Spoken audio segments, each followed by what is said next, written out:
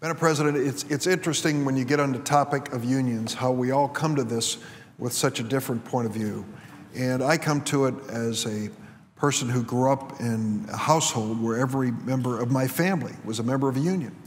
My father and mother, who each had 8th grade educations, belonged to railroad unions in East St. Louis, Illinois, and because of that, there was bargaining for their wages and benefits, which I didn't understand as a kid, but I do now, resulted in the quality of life which we enjoyed in our family.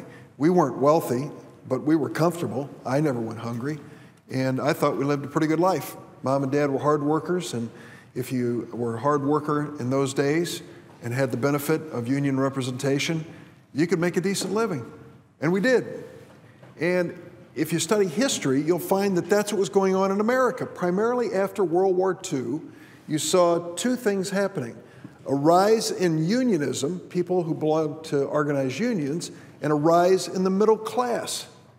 In other words, employees who were able to bargain for their wages and benefits in retirement ended up with enough money to raise their families and to build the middle class in America. And that period, from post-World War II until the 1960s, the United States really took its place on the map in terms of our position in the economy. Now, exactly the opposite's been true since. Unionism, those who belong to organized unions, have been going down in most sectors except for government employment, and you've also seen a decline in the middle class. I don't think it's a coincidence. I think it just is an indication that when workers do not have a voice in the workplace, they lose that bargaining ability to get a just wage, a good wage, a living wage, and the benefits that should come with it.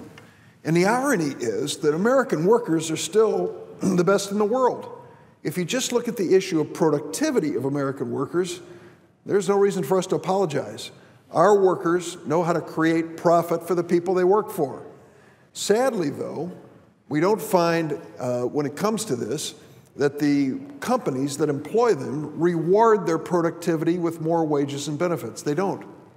And as a result, workers are working harder, making more profits for their company than ever, and yet they aren't seeing any real growth in their wages. So there comes a time when workers should have the power to make a choice in their lives. And that is when they decide whether or not they want representation, an election to form a union where they work. So that's what this bill is all about. The National Labor Relations Board came up with a process that said, well, if you're going to have an election in a workplace so that workers can decide whether they want to belong to a union, let's at least make it fair, make sure that both employers and employees and the unions have enough information. They can tell the workers their point of view, and the workers can decide. I come to the floor today in support of the National Labor Relations Board's rule for modernizing and streamlining election process for workers. There's a wide divergence of opinions on both sides of the aisle here. In terms of the value of unions, I value them, some do not.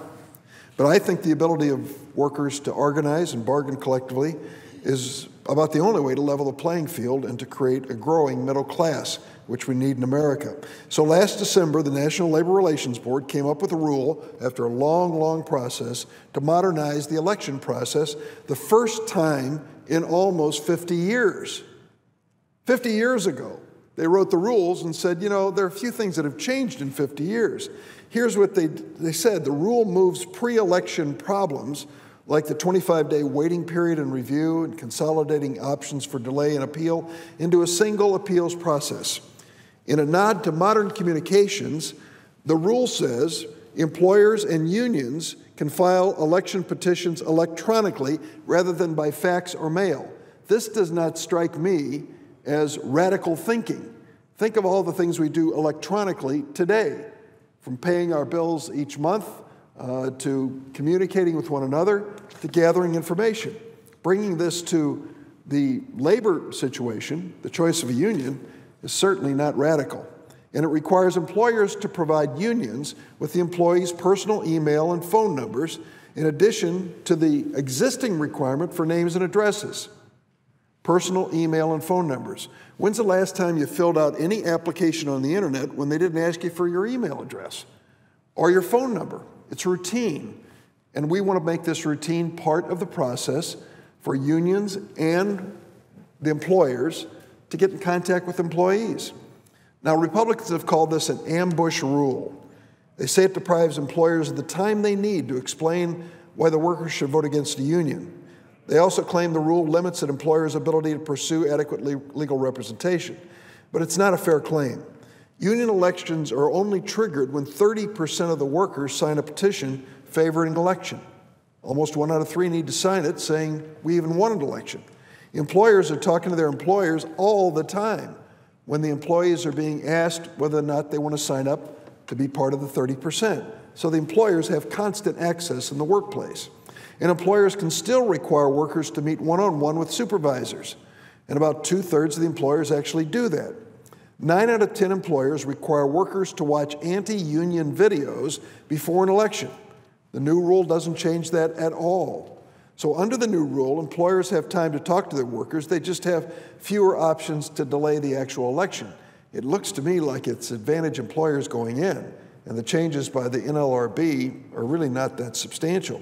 Last year about this time, workers at the Rock River Academy and Residential Center in Rockford, Illinois wanted to form a union. Rock River provides mental health and educational services for young girls with emotional disabilities.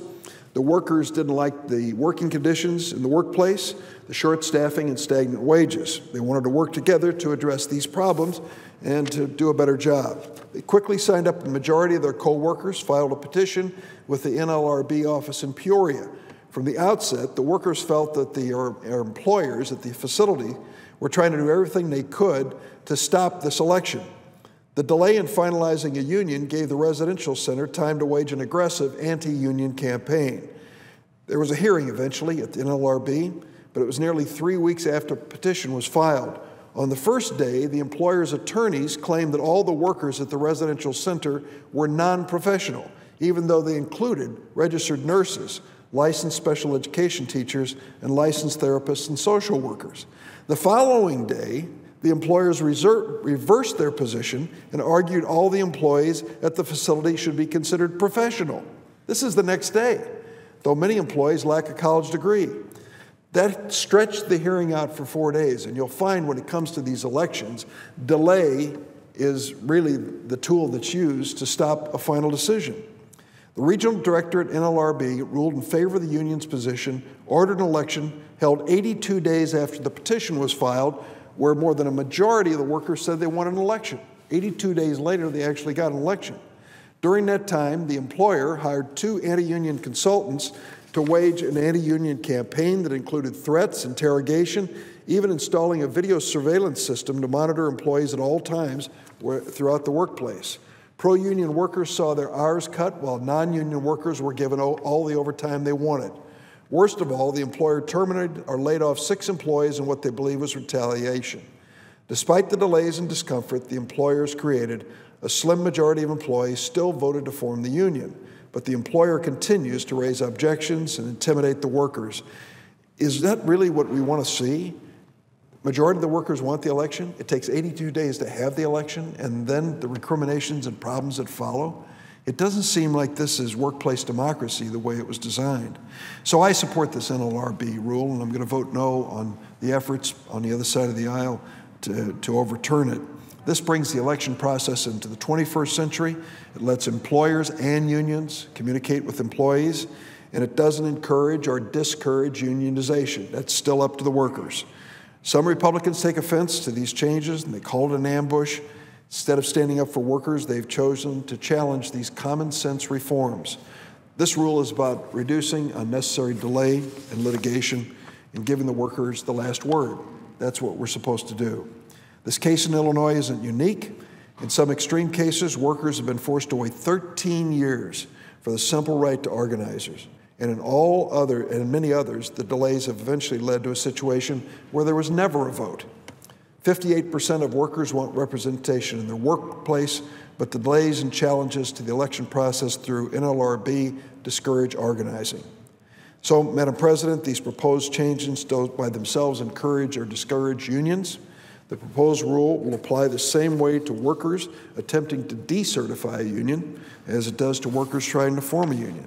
The only real impact of the rule changes is after 50 years to recognize the existence of email and telephones, for goodness sakes.